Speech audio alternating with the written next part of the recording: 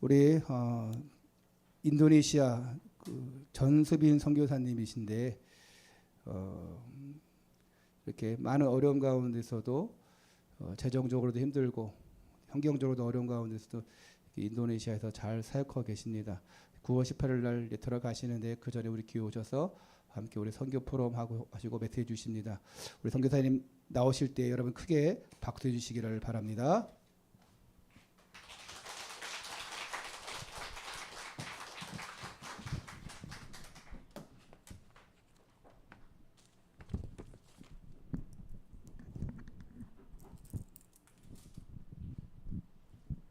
샬롬. 샬롬 잘 부르세요? 예, 평안하시죠? 키가 크셔가지고 귀한 교회 불러주셔서 감사드립니다.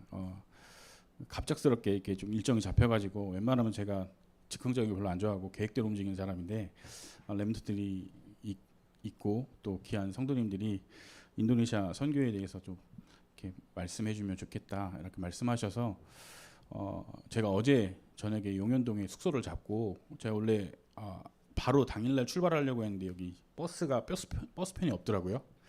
그래서 숙소를 잡고 저도 거기서 숙소에서 오전 할례와 십자가의 주일 예배 드리고 마음 편안하게 1시간 반 정도 시간이 남았으니까 나와서 이제 택시를 타고 가면 되겠다 생각하고 나왔는데 12시 나왔는데요. 택시가 안 잡히는 거예요. 비가 막 주룩주룩 내리는데 모시고 가방이고 다 젖어가지고 나와서 기도했어요. 하나님 왜요? 왜 내가 이렇게 준비하고 또 준비하고 왔는데도 제가 알지 못하는 일이 또 생기니까 사람이 불평하게 되더라고요. 여기까지 와가지고 콜택시 전화했더니 주일날은 또 콜센터가 전화를 안 받더라고요. 쉬는 날이에요. 도와줄 사람이 아무도 없어요. 목사님은 또 여기서 지금 예배 중이신데 제가 전화해서 도와달라고 말도 못하겠고 그래서 1시간을 계속 걸었어요. 일단은 주안까지 그럼 가보자. 그래서 가다가 택시를 잡자. 근데 가다 제가 모르는 동네를 자꾸 가더라고요. 그래서 끝내는 나중에 포기하고 버스에 앉아가지고 기도했어요. 하나님 어떻게 할까요? 이제 시간은 다 되어고 1시가 넘어가고 1시 10분이 넘어가고 그러다가 1시 17분 정도에 택시를 우연치 않게 잡아가지고 딱 여기 오니까 한 30분 정도 되더라고요. 아무튼 그렇게 우여곡절 끝에 왔습니다. 여러분 만나게 되는 이 일들이 참 쉽지가 않았어요. 그래서 저도 사람인지라 하나님 분명히 무슨 계획이 있을 거라고 생각을 하고 그리고 또 여기에 하나님의 큰 일이 있으니까 사람도 크게 역사하는 거라고 생각을 하고 이 자리까지 왔습니다. 여러분 항상 가는 곳마다 제 이름만 들으시고 생각하는 이미지가 있으신데 제가 이렇게 생긴 사람이 왔습니다. 그래서 혹시 실망하셨더라도 반응이 없으시네요. 싸우신 거 아니시죠? 네, 저는 인도네시아 자카르타에서 5년 동안 지금 사역을 하고 있고요. 2018년 3월에 이제 들어가서 지금까지 사역을 계속 해오고 있습니다.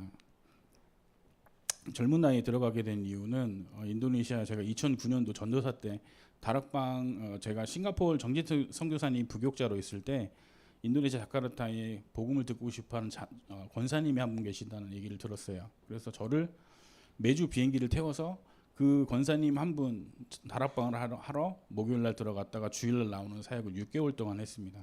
그러다가 그 권사님 중심으로 사람들이 모이기 시작하고 그리고 현지인들이 모이기 시작하고 거기서 개종하는 사람들이 나오기 시작하면서 교회를 세워야 되겠다는 말이 나오면서 제가 이제 자카르타의 싱가포르 임마누엘 선교교회 지교회 담당자로 파송되게 됐습니다. 그래서 거기서 1년 동안 사역하면서 교회도 입당하고 그리고 거기서 사역을 하던 사람들이 계속 교회를 계속 유지하다가 제가 이제 목사 안수를 받아야 하고 대학원 과정을 마쳐야 되니까 한국에 나오면서 다시 오겠습니다라고 약속을 하고 나왔고요.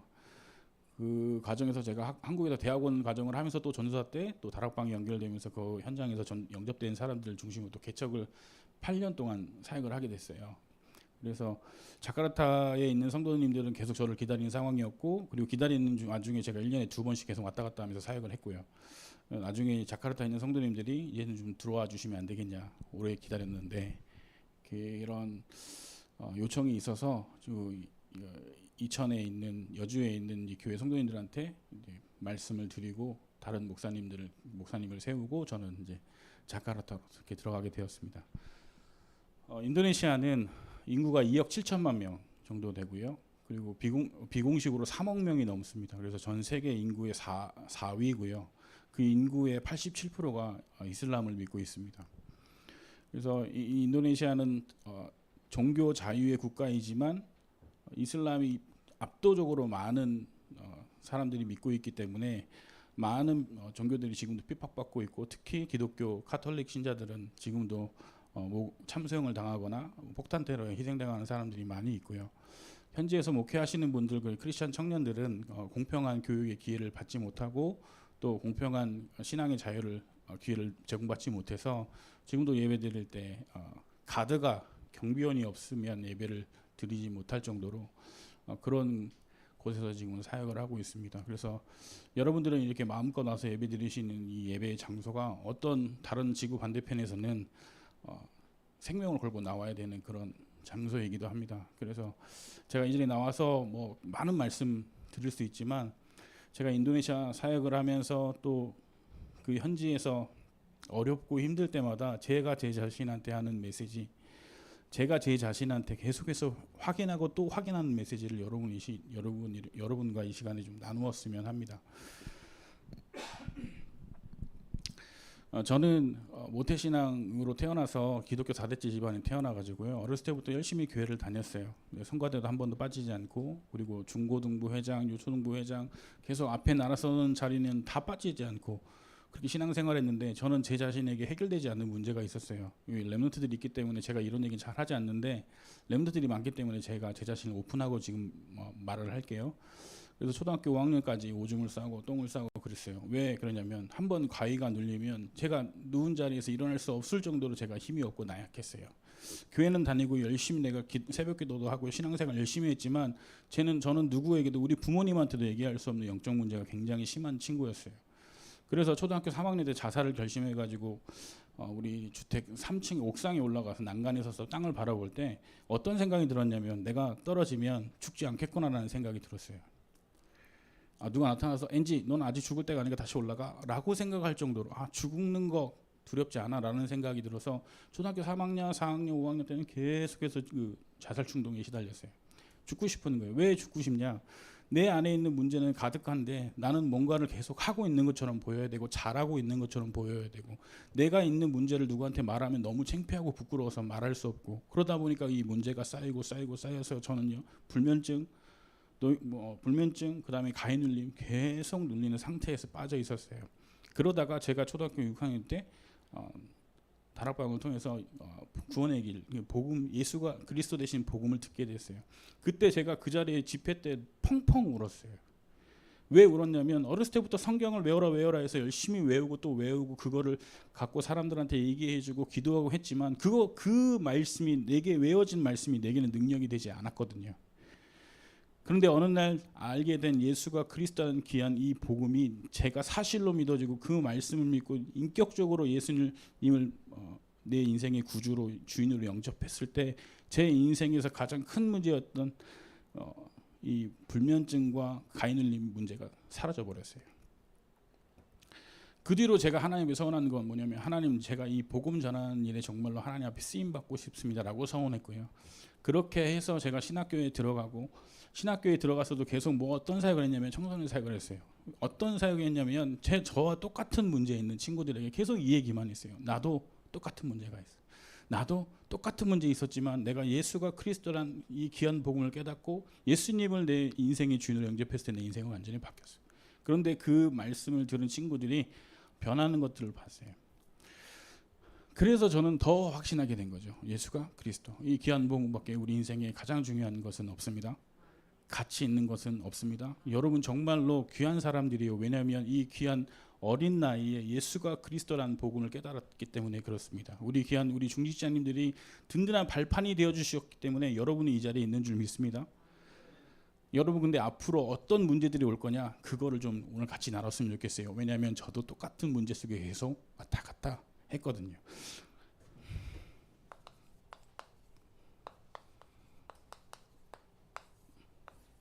여러분 신앙생활의 근본과 본질을 처음 알아야 됩니다. 성경은 뭐라고 얘기하냐면 창세기 1장 1절에 태초에 하나님이 천지를 창조하셨다 그랬습니다. 하나님의 절대 주권 가운데 우리는 창조되어진 줄 믿습니다. 하나님의 절대 주권이 뭐냐면 하나님이 누군가 상의하지 않고 하나님의 뜻대로 하나님의 계획대로 우리를 창조하시는 거예요. 그래서 우리의 인생은 하나님 절대 주권 가운데 있습니다. 제가 오늘 아까 오면서도요 계속 왜 택시가 없냐, 왜 콜센터가 왜 전화를 안 받냐, 비는 왜 오냐, 나는 분명히 1시간 반에 나왔는데 나는 왜 헤매고 있어야 되냐, 많은 생각이 들 때요 우리는 요거를 놓치고 있는 거예요. 문제가 오면 우리는 뭐예요? 하나님을 찾아야 되는데 하나님 찾지 않고 계속 왜 문제가 왔지, 누구의 문제이지, 누구 때문에 이렇지 라고 자꾸 생각하면 우리는 어디서 멀어지냐? 하나님 절대 주권 가운데서 멀어지는 거예요. 그러면 신앙생활요 흔들릴 수밖에 없어요. 여러분 렘넌트들, 우리 귀한 성도님들이요, 왜 우리가 신앙생활 흔들리고 왜 불평하고 왜 누군가에게 계속 상처 주는 말을 하냐? 절대 주권이, 이 절대 주권을 우리가 인정하지 않으면요 흔들릴 수밖에 없습니다. 그래서 우리 신앙생활에서 가장 중요한 건 뭐냐? 태초에 하나님이 천지를 창조하셨느니라. 하나님의 절대 주권을 인정하는 것에부터 시작하면 되는 겁니다. 그리고 신앙생활은 원리가 있어요.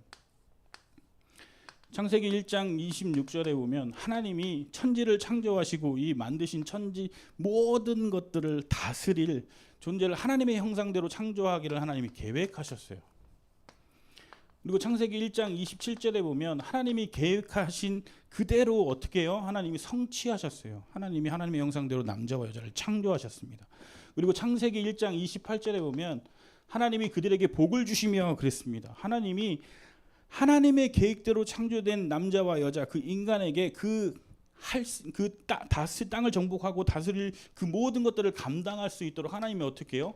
힘을 공급하시는 거예요. 하나님은 계획하시고 그리고 계획하신 것을 반드시 성취하시고 그리고 그 일을 감당해야 될 인간에게 감당할 수 있을 힘을 공급하시는 분이 누구시냐? 하나님이십니다.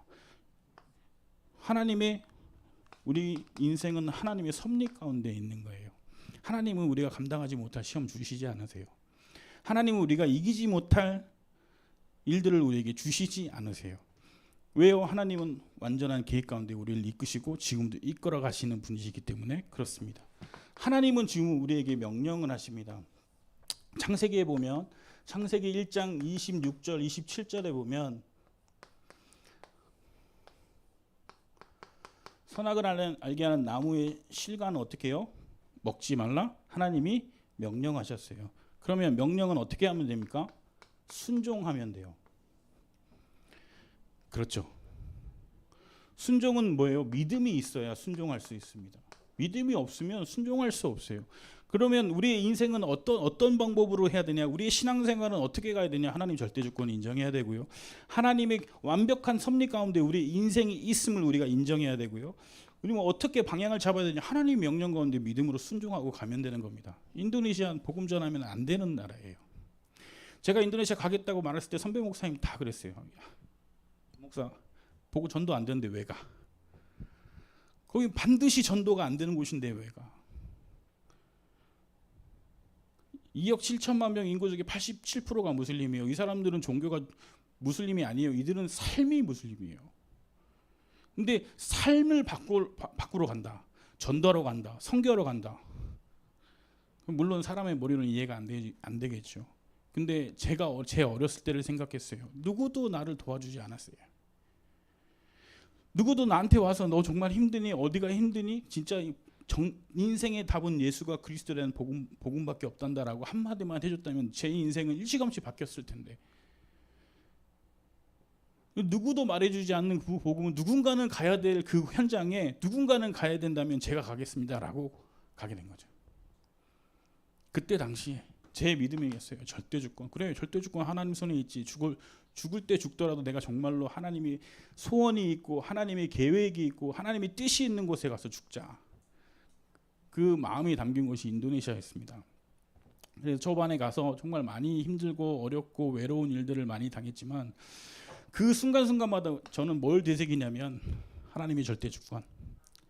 못 먹어도 조금 힘들어도 사람들 나를 무시하다 나를 인정하지 않아 줄지라도 상관없이 하나님의 절대 주권 그 안에 보내신 네가 하나님이시라면 분명한 계획 속에 성취하시고 나를 그 일을 감당하실 수 있도록 힘을 공급하실 거라는 제 믿음의 확신 그리고 제게 이제까지 주신 그 하나님의 말씀들이 반드시 성취를 될 거란 하나님의 명령에 순종하는 제 믿음 요거를 계속 확인하는 거예요. 현장 속에서 우리 렘넌트들 학교 현장에 가면 가정 현장에 가면 많은 친구들과 이 사회 생활을 하게 되면 계속 이 일들을 반복해야 돼요. 반복하지 않으면 우리가요 기준이 없으면 쓸려가게 돼 있어요. 너무나도 합당한 이유, 너무나도 뭐죠? 제가 하고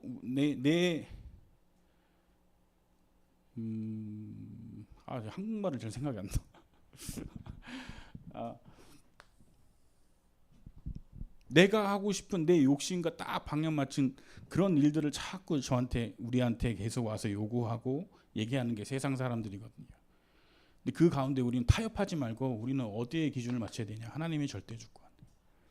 하나님이 원하시는 게 뭘까? 하나님의 뜻이 뭘까를 찾는 우리 렘넌트들, 우리 성도님들 되시길 그리스도 이름으로 축원합니다. 그런데 이런 인간에게 문제가 시작됐어요. 제가 오늘 대배 메시지 들으면서 좀 낙심했거든요. 목사님 다 하시더라고요. 제 메시지를 다 저는 이렇게 준비해서 왔는데 목사님 메시지를 다 하시더라고요. 근데 다시 좀 조금 듣는다, 확인한다는 생각으로 좀 들어보시기 바랍니다. 창세기 3장 1절에 보면 창세기 3장 1절을 볼까요? 그런데 뱀은 여호와 하나님이 지으신 들짐승 중에 가장 강교하니라. 뱀이 여자에게 물어 이르되 하나님이 참으로 너희에게 동산 모든 나무의 열매를 먹지 말라 하시더냐. 뱀이 나오죠. 우리가 알고 있는 사탄, 마귀 뭘 갖고 나옵니까? 하나님 말씀 가지고 나와요. 여러분에게 하나님 말씀 가진 렘넌트들에게 성도님들에게 뱀은요, 사단은요 정확하게 누구보다도 정확하게 하나님 말씀을 알고 그 말씀 가지고 와서 떠보는 거예요. 하나님 말씀 가지고 와서 툭 던지는 거예요. 두 번째로 창세기 3장 2절에서 3절까지 보면 이렇게 나와 있습니다. 여자가 뱀에게 말하되 동산나무의 열매는 우리가 먹을 수 있으나 동산 중앙에 있는 나무의 열매는 하나님 말씀에 뭐라고 대답하죠? 너희는 먹지도 말고 말지도 말라 너희가 죽을까 하노라 하셨느니라.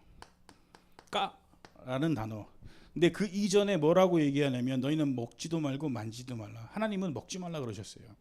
그런데 이 하와에게는 하나님의 말씀이 확실하게 서 있지 않았었던 것 같아요. 그러니까 하나님이 먹지 말라고도 했으니까 만지도 말라고 하는 것도 맞겠지라고 그 하나님 말씀이 자기 생각을 섞고 자기 수준을 섞는 그 순간에 어떤 고백이 나오냐? 확신 없는 고백, 까가 나올 수밖에 없는 거예요. 이거를 뭐라고 하냐면 확신 없는 고백입니다. 확신이 없어요. 하나님 말씀을 듣긴 들었는데 먹지도 말라고도 했는데 그러면 만지지도 말라고 했을 거 아닌가라고 생각하고 자기 생각을 섞는 순간에 우리는 실수할 수밖에 없어요. 창세기 3장 4절에 보면 이 확신 없는 고백을 듣고 뱀이 뭐라고 얘기하냐면 뱀이 여자에게 이르되 너희가 결코 죽지 않겠다. 뭐라고 얘기하죠? 거짓말합니다. 확신 없는 고백에 사단은요 바로 들어오는데 거짓말하는 거예요. 결코 너희가 죽지 않겠다라고 얘기해요. 그리고 창세기 3장 5절에 보면 너희가 그것을 먹는 날에 너희 눈이 밝아져 하나님과 같이 되어 선악을 알 줄 하나님이 아심이니라. 야 욕심쟁이 너희 하나님이 너희를 창조하고 선악과를 만들었는데 이거 왜 먹지 말라고 한 줄 아냐? 너희가 이걸 먹으면 너희 눈이 밝아져서 하나님처럼 될 줄 알고 하나님이 너희 그 욕심쟁이 하나님이 먹지 말라고 한 거야 라고 하나님을 대적해요. 완전히 뒤집어 버리죠. 사단은 항상 이런 패턴으로 시험을 줍니다. 불신앙의 말을 심는 거예요. 하나님의 말씀은 아닌데 하나님 말씀인 것처럼 하나님 말씀 가지고 와서 쑥 떠보고 어애가 말씀이 있나 없나 확인했다가 말씀이 없는 게 판명이 되면 거짓말로 사람을 흔들어 놓고 그 다음에 어떻게 해요? 대적하고 불신앙하는 말로 뒤집어 놓는단 말이에요. 그러면 그 안에 불신앙으로 가득 차버리죠. 순식간이에요. 어떻게 보냐면 창세기 3장 6절에 보면요. 여자가 그 나무를 본즉 그랬어요. 본즉 이 본직이라는 단어를 잘 보셔야 되는데 이 본직이라는 단어 전에 뭐가 있냐면 듣고가 있어요. 어떤 말을요?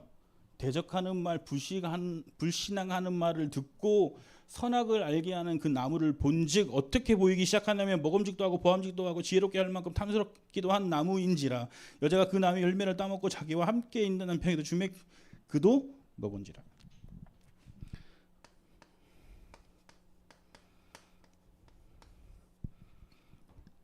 불신앙하는 말 듣고 그것을 보니까 어떻게 해요? 행동으로 옮기게 된 거예요. 이 불신앙의 말은 이렇게 정말 무섭습니다. 여러분이 신앙생활하면 특히 교회 안에서 계속 생활하다 보면 여러 가지 말들이 많이 듣게 될 텐데 여러분이 분별할 줄 있어야 돼요. 분별할 줄 알아야 돼요. 하나님의 말씀인지 이게 하나님의 음성인지 사단이 주는 시험인지 이거 사단이 주는 불신앙인지 만약에 들어서 여러분이 마음이 불편하고 누군가를 미워하게 되고 누군가를 계속해서 추궁하게 되고 분노하게 되고 증오하게 된다면 그거는요 이 단계로 계속 끌고 가는 사단의 전략이에요. 여러분 잘 생각하셔야 돼요. 문제는요? 문제는 하나님의 계획이에요. 그 이전에 하나님 절대 주권이에요. 근데 사단은 계속 문제가 문제라고 계속 저희한테 주입시키는 겁니다. 저 아침에 올 때 계속 생각했어요. 1시간 뭐 동안 헤맸다니까요. 내가 문제야. 근데 생각하는데 이 말씀을 제가 준비하고 어제도 계속 또 읽고 이렇게 묵상하고 있는데도 불구하고 문제가 훅 오면요. 저도 목사인데도 불구하고요. 문제야 그러고 있는 거예요. 그게 사람입니다. 그럴 때 우리는 어떻게 해야 되냐? 하나님 말씀으로 돌아가야 돼요. 인생이 하나님 절대 주권 가운데 있는데요. 괜찮은데 괜찮지 않은 것처럼 속이고 있는 거예요. 우리가 복음 안에 들어왔고 하나님 자녀가 되었고 이미 다 끝났는데 또 불구하고 사단은 계속해서 불신앙을 심어주고 계속 흔든단 말이죠. 왜요? 요 단계로 못 가게 하려고요. 절대 주권 인정하고요. 인생의 섭리 하나님 속에 있다는 거 확신하고요. 그러면 두려울 게 뭐가 있어요? 하나님 명령 순종하고 믿고 땅 끝까지 가는 거죠. 근데 이 단계에 못 가게 하려고 계속 사단은요. 문제, 현실의 문제, 삶의 문제, 여러분의 학업의 문제, 가정의 문제 계속 던져가지고요. 말씀대로 살지 못하게 계속 방해한단 말이죠. 우리가 왜 이 말씀을 계속 알고 왜 또 확인해야 되냐면 이 단계로 오는 거를 우리가 계속 삶 속에서 확인해야 됩니다. 보셔야 돼요. 사단은 너무나도 교묘하고 간계하죠. 계속 여러 가지 이 간사한 방법들을 통해서요. 믿는 자들을 하나님의 자녀들을 하나님의 백성들을 계속 흔드는 거예요. 왜? 귀한 주일날 말씀 듣지 못하게. 그 마음의 영혼 속에 하나님 강도에서 선포되는 말씀이 잘 박힌 모처럼 박혀야 되는데 그거 하지 못하게 계속 흔드는 거죠. 인도네시아가 2억 7천만 명 중에 87%가 무슬림인데 이 사람들이 하루에 5번씩 기도해요. 해 뜰 때부터 해 질 때까지. 하루에 5번씩 기도할 때 온 도시 온 나라에 사이렌이 울립니다. 그 꼬란이라고 기도하는 소리가 계속 울려요. 그러면요 처음엔 들을 때는 되게 거슬려요. 나중에는 머리가 울려요. 나중에는요 제가 막 두려워져요. 저렇게 많은 사람들이 계속 우상 숭배하고 귀신하고 한테 기도하는데 저는 영적으로 계속 눌리는 거예요. 사단은요 그렇게 계속 조금씩 하나님의 자녀들 하나님의 백성들의 생각과 마음과 그 모든 것들 삶들을요 잠식해서 끝내는 세계봉화 못하도록 그 땅에 그냥 그 자리에 주저앉게 만들어 버리는 거죠. 이게 영적인 배경입니다. 이 문제 속에 결과요 드러난 문제는 뭐냐? 그래서 모든 사람은 영적 문제 가운데 태어날 수밖에 없습니다. 하나님을 떠났어요. 하나님의 형상대로 창조된 인간이 하나님을 떠났어요. 물고기는 물속에, 나무는 땅속에 뿌리를 내리고 있어야 살 수 있죠. 근데 이 나무가 땅속에서 뿌리가 벗어나고 이 물고기가 물을 떠나면 어떻게 되죠? 죽어요. 살아있는 것 같은데 죽은 거예요. 여러분 속으면 안 돼요. 세상 사람들은 영적 문제를 다 가지고 태어나는데 뭐예요? 하나님 떠난 영적 문제 가지고 태어나고 살아가고 있어요. 여러분들은 살았어요? 살았어요? 이거에 답이 있어야 돼요. 물고기가 물을 떠나면 파닥파닥 뛰니까 살아있는 것 같은데 죽은 거예요. 그게 지금 당장은 당장 죽지 않고 파닥파닥 뛰면서 막 살려고 바둥바둥 뭐 뛰죠. 그게 지금 이 땅에 살고 있는 불신자들의 모습이에요. 법적으로는 죽었어요. 물속에 들어가지 못하거든요. 혼자 자신의 힘으로. 누군가 넣어줘야 돼요. 파닥파닥 뛰니까 살아있는 것 같아 보니까 여러분이 자꾸 속고 있는 거예요. 불신자들 좋은 차 타고 좋은 집 살고 좋은 옷 입고 다니니까 저 사람들 정말 부럽다, 잘 살고 있구나라고 생각하는데 법적으로는 이미 죽은 사람들이에요. 물고기가 물을 떠나면요 파닥파닥 난리를 칩니다. 근데 그 비늘에서 수분이 날아가고 물기가 마르고 서서히 죽어가는 거예요. 고통스럽게 자기가 지옥으로 달려가고 있는지도 모르고 불신자들은 그런 삶을 지금 살고 있는 겁니다. 나무가 뿌리가 뽑혀서 땅속에 드러나면요 그 뿌리가 처음에는 그 잎사귀가 살아있는 것 같아 보이지만 시간이 지나면요 잎사귀가 마르고 줄기가 마르고 계속해서 시간이 천천히 죽어갑니다. 다시 제자리로 돌아가지 않으면 죽는 거예요. 하나님을 떠난 인간은 죽은 겁니다. 그 영적 문제 속에 사람들이요 불안하고 무서우니까 우상 숭배하는 거예요. 하늘 보고 절하고 땅 보고 절하고 바다 보고 절하고 돌 보고 절하고 나무 보고 절하는 거예요. 답이 없는데 근데 답을 찾고 싶으니까 영적으로 완전히 어두워지고 완전히 죽은 그 인생에 뭔가를 의지하고 뭔가를 찾고 싶으니까 우상 숭배하는 거예요. 지금 현실은요 돈, 명예, 권력 이것들이 꽉 잡혀 있는 거예요. 지금 이 순간에도 많은 사람들은요 자기가 벌어놓은 돈 쓰려고 들로 산으로 막 뛰어다니고 놀러다니잖아요. 죽었는데 지옥으로 달려가고 있는 것도 알지도 못하고 영적 무지에 사로잡혔어요. 돈 벌면 인생이 전부인 것 같고 그런 착각 속에 살고 있는 거예요. 영적 문제 있는 사람들은 당연히 정신적으로 문제 올 수밖에 없습니다. 왜요? 만족함이 없으니까요. 젖먹이 어린아이가 엄마 품에 떠나서 살고 있단 말이에요. 그럼 그 아이에게 좋은 옷, 좋은 차, 좋은 집이 필요할까요? 아무리 좋은 음식을 먹어도 그 아이는 다시 엄마 품으로 돌아가는 게 행복이고 그게 기쁨이고 그게 바른 삶입니다. 엄마 품을 떠난 아이는 계속해서 울 수밖에 없어요. 엄마 품이 그립거든요. 다시 돌아가고 싶거든요. 근데 방법을 몰라요. 그러니까 어떻게 해요? 정신적으로 계속 스트레스를 받겠죠. 그게 노이로제예요. 답을 찾고 싶은데 답을 못 찾아요. 그러니까 삶에 만족함이 없어요. 그러니까 우울한 거죠. 그냥 우울해요. 뭐든지 기쁘지가 않아. 그런 삶이 오래되면 조울증이 올 수밖에 없어요. 내 삶의 감정 컨트롤할 수가 없는 거예요. 좋을 때는 확 좋고 나쁠 때는 확 나쁘고 좋을 때는 확 좋고 나쁠 때는 확 나쁘고 이 조울증이 오래 가면 나중에는요 공황장애 올 수밖에 없어요. 강박 증세 올 수밖에 없어요. 공황장애는 뭐냐면 내 삶의 완전 밸런스가 깨져버리는 거예요. 인간관계 할 수가 없어요. 내 삶에 불안감이 찾아오면요 손 달달달 떨면서 집안에서 웅크려가지고 있을 수밖에 없어요. 예전에 제가 개척목회 할 때도 저희 교회 청년 중에 한 명이 공황장애가 있었어요. 이 친구가 한 번 딱 집에 들어가 버리면 2주 동안 안 나와요. 그냥 불안하대요. 누군가 만나면 그 사람이 자꾸 나를 비웃는 것 같고 나를 욕하는 것 같고 나를 자꾸 위협하는 것 같고 그래서 집에서요 그 한여름에 솜잎을 덮고 자고 있어요. 그냥 엎드려 있어요.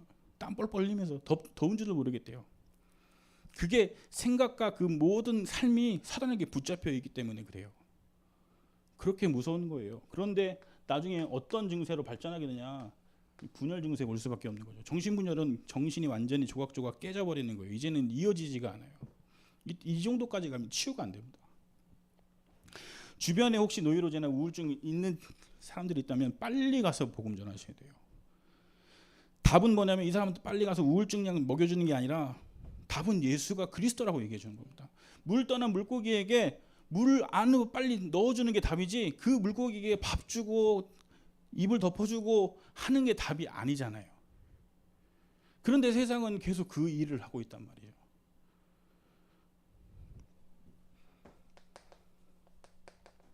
하나님 떠난 영적 문제 속에 있는 사람들은요 육신 문제 올 수밖에 없어요. 왜요? 계속 불안하고 계속 스트레스 받으니까 이 마음의 병이 육신의 병으로 발전하는 거죠. 난치병, 불치병 찾아올 수밖에 없어요. 여러분이 알고 있는 그래서 사람들은 어떻게 보면 육신의 쾌락을 쫓는 거 있죠. 마시고 약 먹고 그랬던 게 뭐냐면 내 정신적으로 고통받는 것들을 순간이라도 잊고 싶어서 마시고 약 먹는 거거든요. 그 순간은 잊혀질지 모르지만 내일 아침에 깨어났을 때는 다시 또 마시고 약 먹을 수밖에 없어요. 육신의 쾌락은 어떻게 해요? 육신을 망가뜨리는 거예요. 계속 세상 것을 찾을 수밖에 없어요. 여러분이 알고 있는 에이즈 같은 경우도요. 에이즈 병이 어디서 나냐? 아프리카에서 그 많은 전쟁을 겪으면서 사람들이 어떻게 해요? 산으로 피하다 보니까 어떻게 해요? 이 욕구를 해결하지 못하니까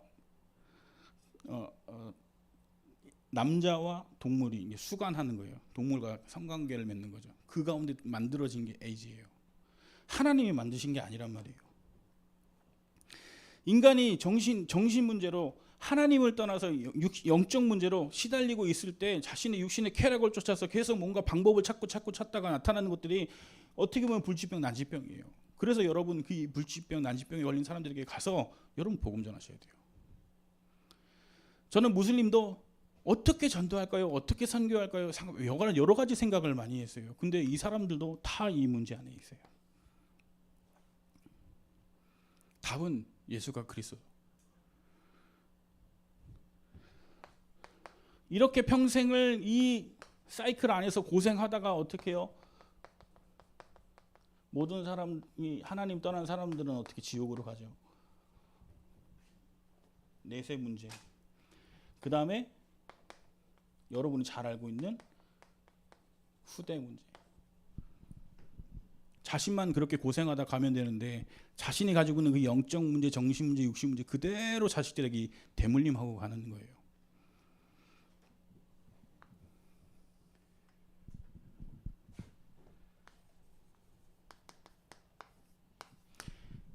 이런 문제 속에 있는 인간에게 하나님이 언약을 주셨습니다. 창세기 3장 15절이에요.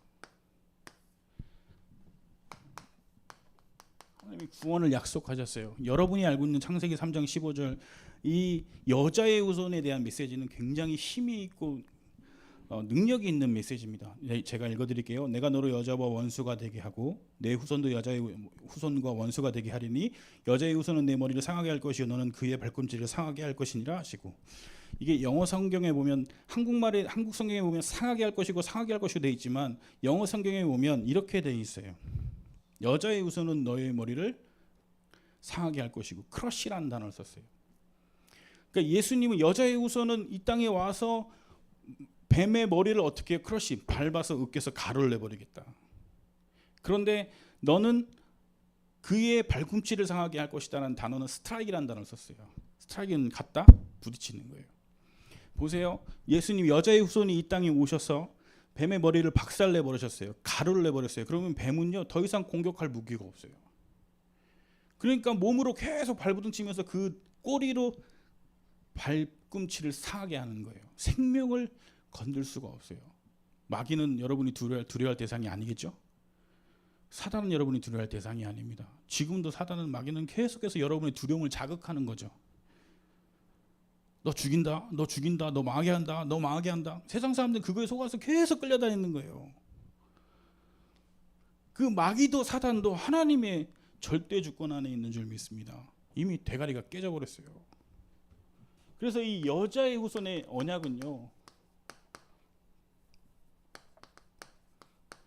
능력이 있는 말씀이에요. 여러분이 잊지 마셔야 돼요. 창세기 3장 21절에 보면 가죽옷이란 단어가 나옵니다. 아담과 하와가 하나님 앞에 범죄하고요 동산에서 피해 숨었어요. 하나님 낯을 피해서 숨었어요. 그리고 서로의 벌거벗음을 보고 부끄러워서 뭐 했냐면 가장 크고 넓은 무화과 나무 잎을 따다가 서로의 부끄러운 부분들을 가렸어요. 그런 아담과 하와에게 하나님이 가죽옷을 예비하셨어요. 이 얘기가 뭐냐면 인간은요 자기의 부끄러움과 수치를 가리기 위해서 무화과 나무 잎을 따다 오는 대안과 방법을 찾은 거예요. 그런데 이 무화과 나무 잎이 시간이 지나면 말라서 바스러져 버리죠.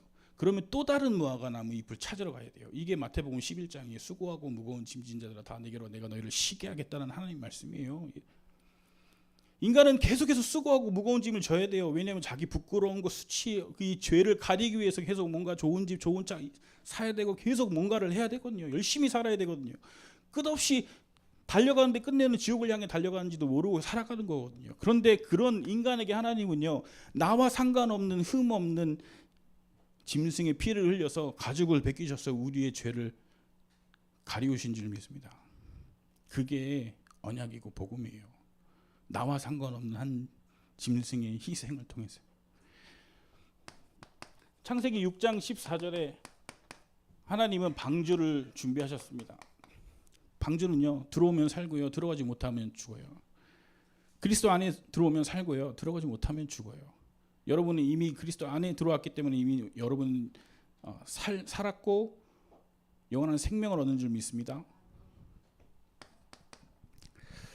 출애굽기 3장 18절 희생제사입니다. 이 사실을 계속해서 확인하라고 희생제사를 계속 하게 만드시는 거예요. 잊지 말라고요. 너희 죄, 그래 너희가 갚지 않고 내가 갚아줄게. 오늘 목사님 메시지 하셨잖아요. 너희 죄, 너희 생명으로 하지 않고 내가 해줄게. 누구예요? 희생제사를 통해서요. 예수 그리스도가 이 땅에 오셔서 우리의 죄를 다 담당하셔서 십자가에 돌아가실 것을 계속 알려주시고 또 알려주시는 거예요.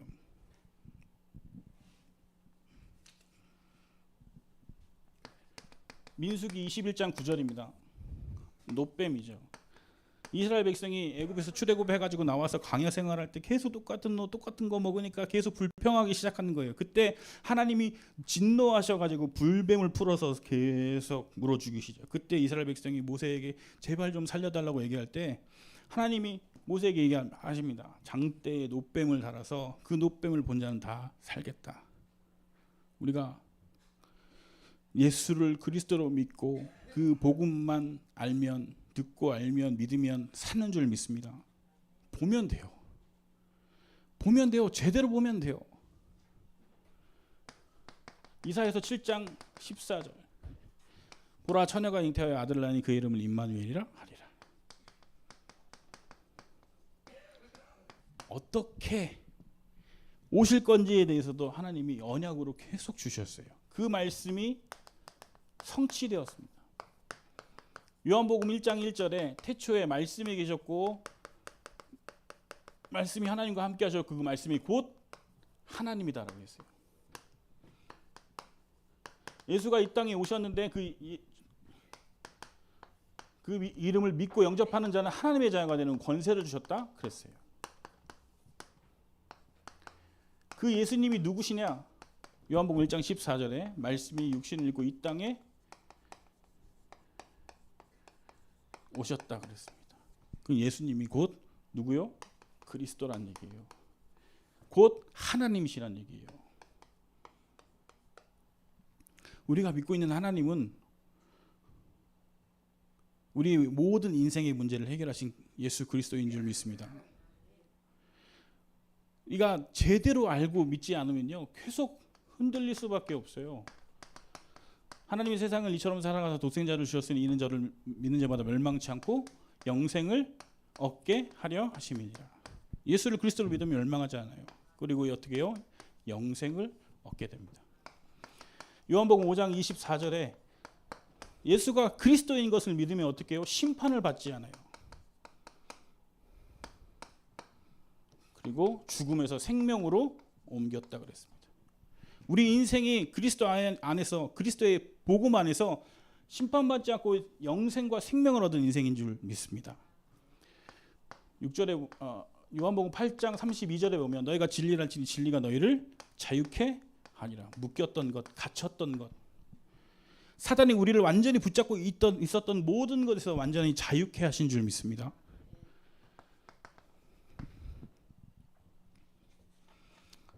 요한복음 14장 6절 내가 곧 길이요 진리요 생명이 나로 말미암아 아버지께로 올 자가 없느니라.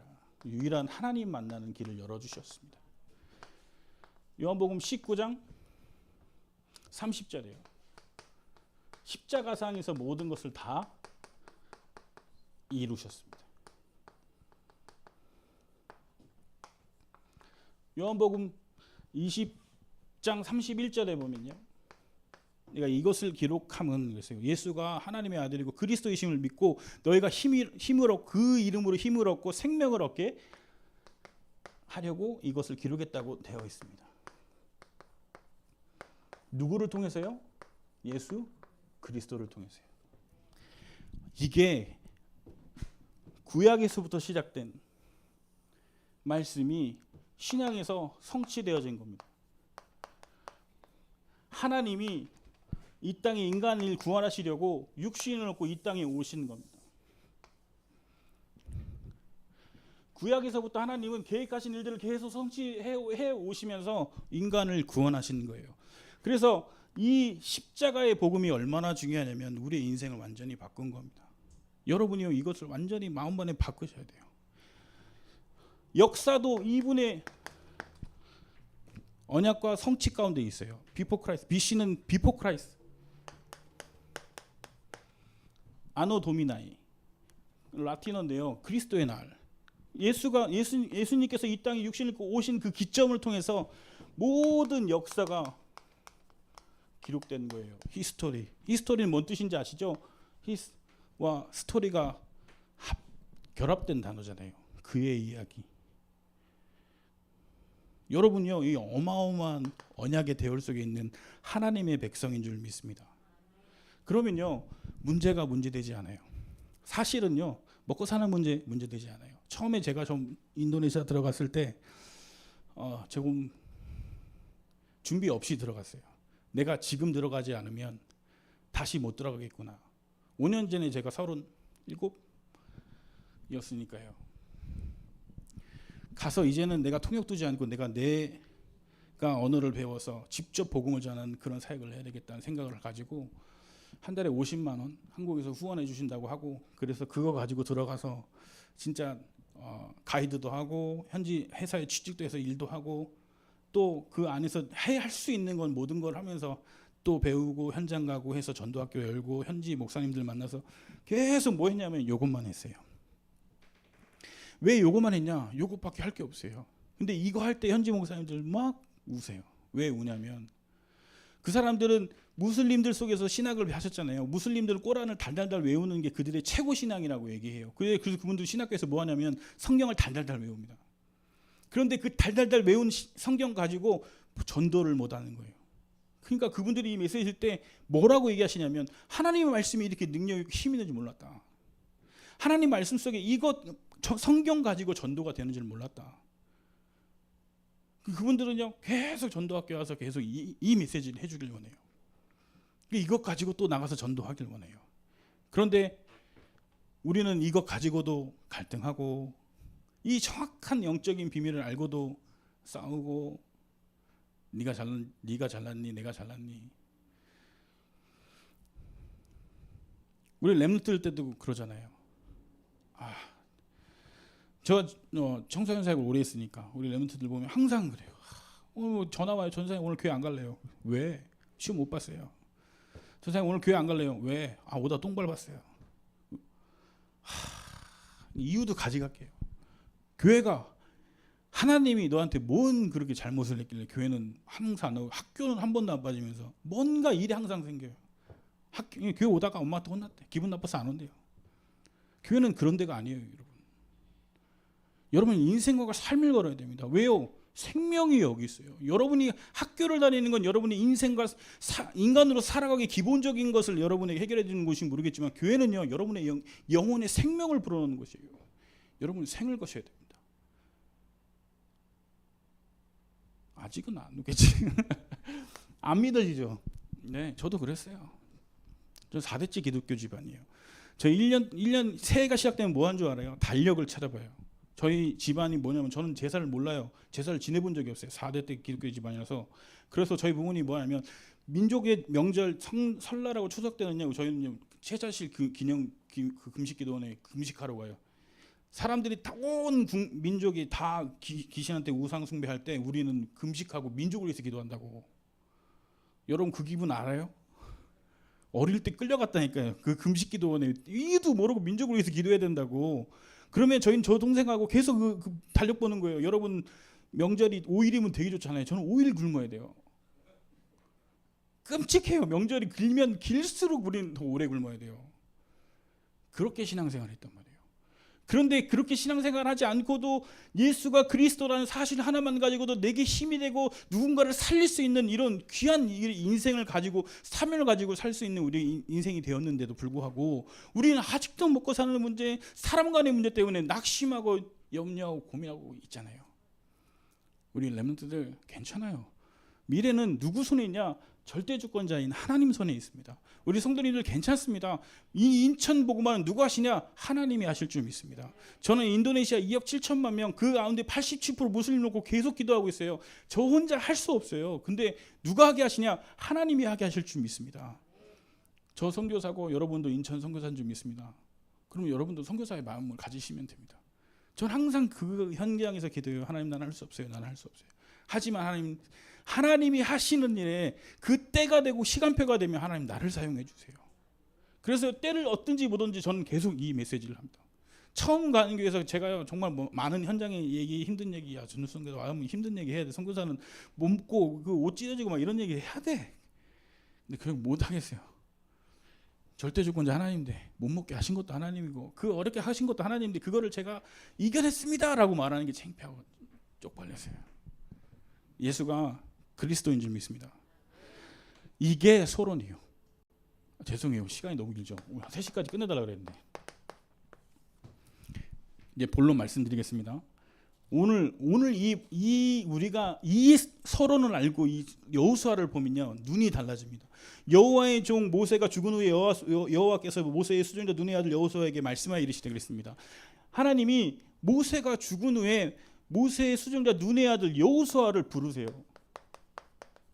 부르심에는 뭐가 있냐? 목적이 있습니다. 우리 렘넌트들이 하나님의 목적과 하나님의 완벽한 계획 속에 여기 있는 줄 믿습니다. 우리 성도님들 하나님의 완벽한 이유 속에 여기 그리스도 안에 들어오신 줄 믿습니다. 우리가 이 부분들을 확신하지 않으면 또 흔들려요. 2절에 보면 이렇게 기록했습니다. 내 종 모세가 죽었으니 이제 너는 이 모든 백성과 더불어 일어나 이 요단을 건너 내가 그들 곧 이스라엘 자손에게 주는 그 땅으로 가라. 어떻게 하시죠? 하나님 명령하시잖아요. 똑같아요. 하나님 명령하세요. 그럼 우리는 뭐 해야 되냐? 믿고 순종하면 되는 겁니다. 여호수아서 1장 3절에 보면요. 내가 모세에게 말한 바와 같이 너희 발바닥으로 밟는 것은 모두 내가 너에게 주었다.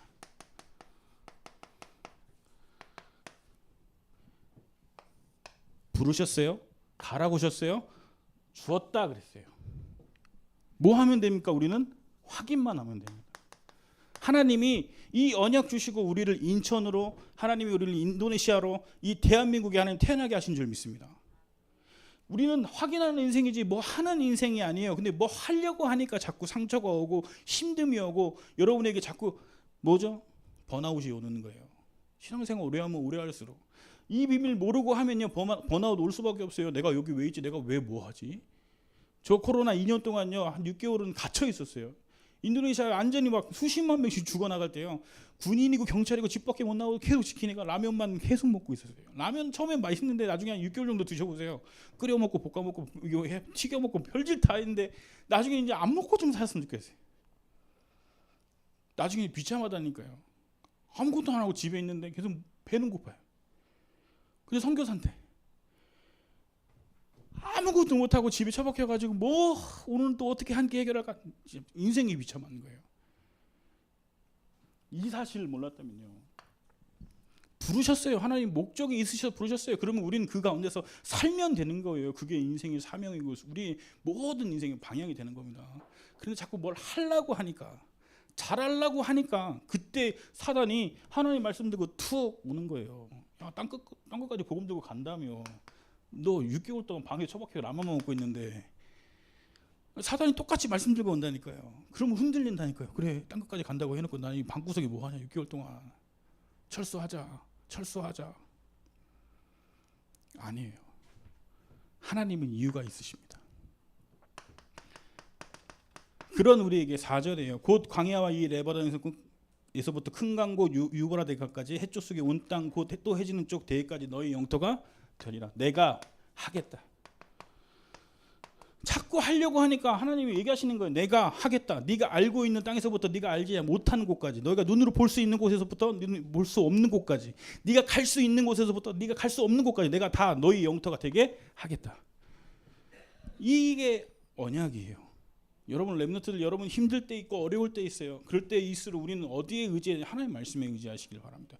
그래서 예배가 너무 중요해요. 왜? 하나님 말씀이 선포되어지는 것은 예배밖에 없어요. 여러분 유튜브 아무 찾아봐요. 꿈 있는 교회에서는 있겠죠. 꿈 있는 교회 TV 있더라고요. 그래서 말씀의 은혜를 받고 말씀의 힘을 얻기를 그리스도 이름으로 축원합니다. 5절입니다. 내 평생에 너를 능히 대적할 자가 없으니 내가 모세와 함께 있었던 것 같이 너와 함께 있을 것이며 내가 너를 떠나지 않으며 버리지 않겠다. 떠나지 않고 버리지 않겠다고 말씀하십니다. 하나님이요, 절대 주권자 하나님이 떠나지 않고 버리지 않겠다 말씀하십니다. 6절입니다. 강하고 담대하라. 너는 내가 그들의 조상에게 맹세하여 그들에게 주리라 한 땅을 이 백성에게 어떻게 해요? 차지하게 하겠다. 계속 내가 하겠다, 되게 하겠다 말씀하시잖아요. 1장 7절입니다. 오직 강하고 극히 담대하여 나의 종 모세가 내게 명령한 그 율법을 다 지켜 행하고 우로나 자로나 치우치지 말라. 그리하면 어디로 가든지 형통하리니. 형통의 방법을 알려주셨어요. 어떻게 하면 형통하냐? 어떻게 해요? 우로나 자로나 치우치지 말라. 하나님 주신 말씀대로 그 말씀대로 따라가면 돼요. 근데 자꾸 현실의 문제, 삶의 문제 찾아오면 우리는 계속 기우뚱을 해요. 그럼 거기 또 주저앉아요. 우로나 자로나 치우치지 마세요. 괜찮아요. 인생은 누구 손에 있냐? 하나님 손에 있습니다. 하나님의 완벽한 계획 가운데 있는 줄 믿습니다. 1장 8절입니다. 이 율법책을 내 입에서 떠나지 말게 하며 주야로 그것을 묵상하여 그 안에 기록된 대로 다 지켜 행하라. 그리하면 내 길이 평탄하게 될 것이며 내가 형통하리라. 형통하는 방법 두 번째, 다 지켜 행하라. 여기서 속으시면 안 돼요. 우리가 또 다시 종교로 돌아가면 안 돼요. 인본주의로 돌아가면 안 돼요. 우리가 다 지켜 행하라 해서 우리가 뭘 해야 된다고 생각하시는데 다 지켜 행한 거 뭐냐? 이 율법책을 내 입에서 떠나지 말게 하며 주야로 그것을 묵상하여. 하나님 말씀 계속 더 집중하셔야 돼요. 사단은 계속 어떻게 해요? 계속 뭔가를 하길 원해요. 우리가 나가서 뭔가를 하길 바래요. 그리고 지치길 원하고 자꾸 다른 방법 찾길 원해요. 하지만 하나님의 방법은 그렇지 않아요. 왜요? 내가 하겠다, 내가 주었다, 내가 하겠다 계속 말씀하시는데요. 우리는 확인하는 인생이지 뭘 하는 인생이 아닌데요. 다 지켜해라. 뭘요? 주야로 말씀을 묵상하는 거예요. 1장 9절입니다. 내가 내게 명령한 것이 아니냐? 수빈아, 내가 너한테 몇 번을 얘기하니? 내가 처음부터 끝까지 내가 하겠다 그랬는데 넌 왜 아직도 네가 하려고 하니? 왜 주저앉아 있으려고 하니? 하는 저에게 말씀하시는 거예요. 내가 내게 명령한 것이 아니냐? 강하고 담대하라. 두려워하지 말라. 놀라지 말라. 네가 어디로 가든지 네 하나님 여호와가 너와 함께 하느니라 하시니라. 비밀은 함께예요. 이게 바로 위드 임마누엘 원네스입니다. 인생은요, 하나님 안에 있어요. 우리가 이 말씀을요, 살아있는 하나님의 말씀으로 받아들일 때 하나님 그 말씀을 우리 삶과 현장 속에 성취하실 줄 믿습니다. 제가 신앙생활하면서 참 어려울 때가 어떤 때였냐면, 우리 렘넌트들이 있으니까 한마디만 더 말씀을 드릴게요. 마태복음 5절에 예수님이 눈에는 눈, 이에는 이 하지 말라고 말씀하셨어요.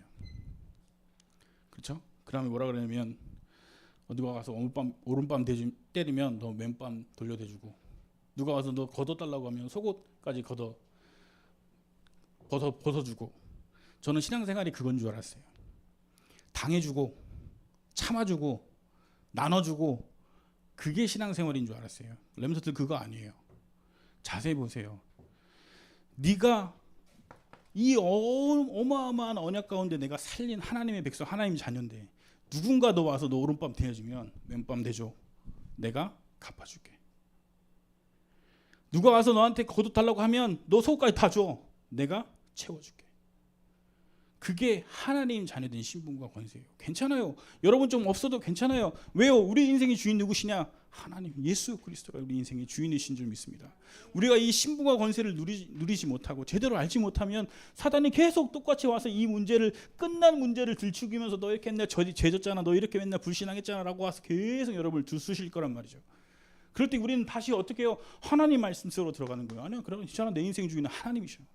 예수가 그리스도야. 내 인생의 주인은 완전히 바뀌었어.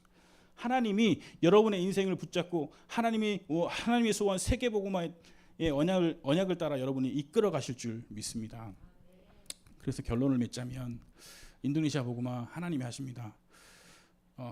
저야 항상 가는 교회마다 그렇습니다.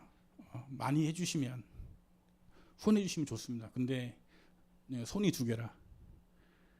예. 할 수 있는 일이 한정돼 있습니다. 가장 중요한 건 뭐냐? 기도의 배경입니다. 기도의 배경이 없으면 하루도 버틸 수가 없어요. 그래서 여러분들이 기억나실 때 우리 인도네시아 2억 7천만 명 복음화를 위해서 기도해 주신다면 제가 어느 곳에 있든지 이 그리스도의 복음을 선포하고 또 그 안에서 제자를 찾고 또 신학교를 세우는 귀한 사역을 할 수 있을 줄 믿습니다. 그래서 첫 번째로 저희가 전도학교 시스템을 5년 동안 깔았고요. 그 안에서 제자가 세워지면 그 제자들을 불러다가 미션홈을 통해서 이제 신학교 그들을 세워서 그들이 또 현장에서 개척할 수 있는 시스템을 계속 만들고 있었어요. 근데 그러다가 이제 코로나가 일어나면서 많은 현지인 목사님들이 힘을 잃고 현지 생업 현장으로 돌아가셨어요. 참 마음 아픈 현장이지만 그것도 하나님 절대적 주권이라고 생각을 하고 제가 이번에 들어가면 다시 무너졌던 전도학교 시스템을 세우고 그 전문인 청년들 중심으로 전도학교를 다시 세워서 그 안에서 제자를 찾고 그 안에서 교회를 세워서 복음 전파 전도 운동할 수 있는 목회자를 세우는 그런 시스템을 만들어 갈 예정입니다. 그래서 기억나실 때 기도해 주시면 참 감사하겠습니다. 오늘 주신 말씀이 우리 모든 삶과 현장에 적용되어지고 성취되어지기 그리스도 이름으로 축원합니다. 기도하겠습니다. 살아계신 하나님 참으로 감사를 드립니다. 오직 예수 그리스도의 복음으로 우리가 결단하고 우리 삶의 문제, 생의 문제 모두 하나님께 맡기고 하나님이 원하시는 세계복음화 237 나라 5천 정도 살리는 그 일에 우리가 쓰임받기를 소원합니다. 주신 말씀 있는 그대로 현장에서 확인하고 체험하는 우리 인생 될 수 있도록 하나님 축복하여 주옵소서. 감사하며 예수 그리스도의 이름으로 기도합니다. 아멘.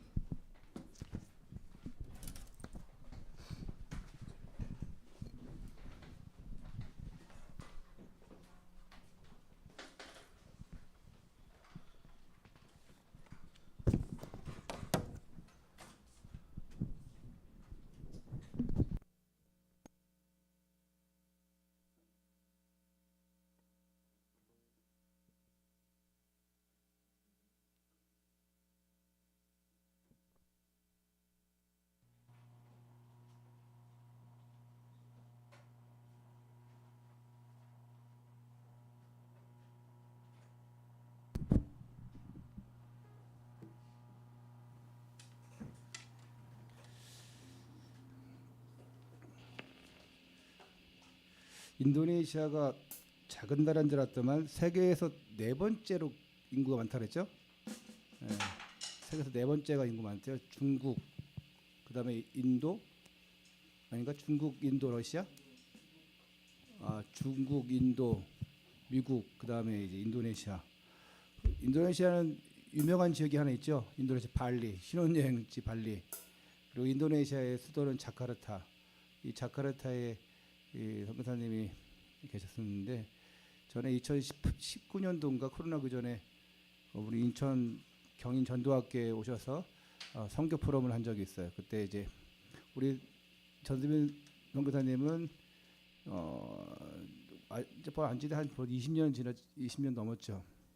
예전에 그 호산나 지금 옛날에 여의동 교회 지금 호산나 교회라고 하는데 최태시 목사님 그 교회 전사를 했을 때 그때부터 알았는데 저는 학교 다닐 때 그때 학교 다닐 때 학부였죠. 연구원 때 학부였는데 난 그 연구원 때 아무 기억도 없는데 저의 일거수일투 족을 다 기억하더라고요. 뭐 내가 학교 가서 뭐 음향을 했고 조명을 했고 뭐 하고 난 아무것도 기억이 없는데 저에 대해서 되게 관심이 많았던 것 같아요. 근데 이제 이번 기회에 우리 여주의 유승근 목사님 저번에 오셨잖아요. 랩넌턴 신예배 때 유승근 목사님하고 같이 이제 힐링의 시간 가지면서 선교사님 만나가지고 많은 선교적인 얘기를 많이 나눴고 그러면서 그 현장에서 얼마나 어렵고 힘들었던 것들을 또 이렇게 얘기 들었습니다. 9월 18일 날 이제 저녁 9월 18일 날 오후 3시 비행기로 이제 가십니다. 뭐 7시간 걸리는데요. 요새 비행기 값이 많이 올라가지고 거의 80만 원, 90만 원 돈 하더라고요. 왕복. 그 저한테도 한번 뭐 들어오라고 이렇게 하시는데 비행기 값이 비싸가지고 기도해 보겠습니다. 우리 함께 70나라, 70지역, 70종족, 70나라 품고 함께 인도네시아 복음화를 위해서 함께 찬양하겠습니다.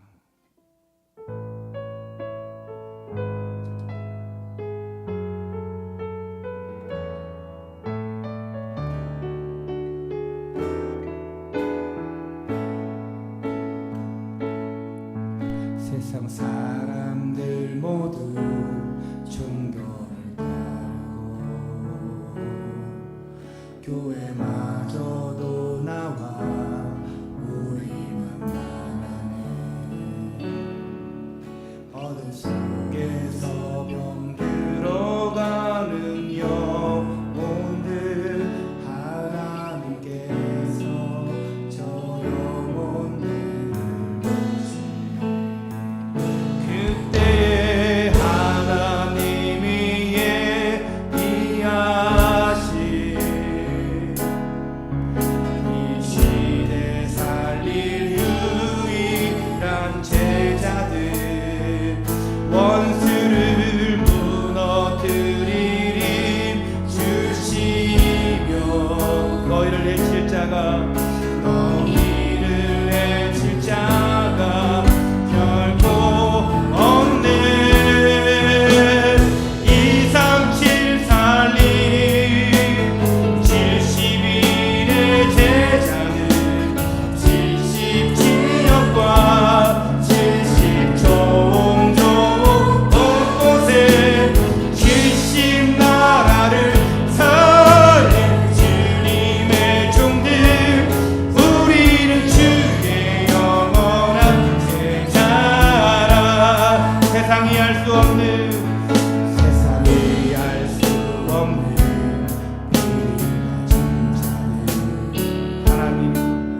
하나님이 내리신 힘을 나가셨네.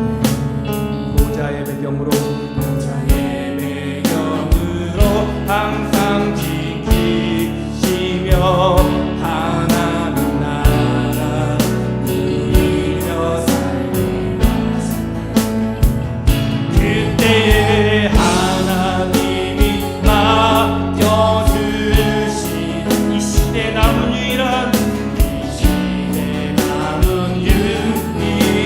제자 원수를 무너뜨리리 주시며 너희를 내칠 자가 결코 없네. 237 살림 70일의 제자는 70 지역과 70 종족 곳곳에 70 나라를 살린 주님의 종들 우리는 주의 영원한 제자라. 그러나 너희는 너희의 이름이 하늘에 기록된 것을 기뻐하라. 237 살림 237 살림 70일의 제자들 70 지역과 70 종족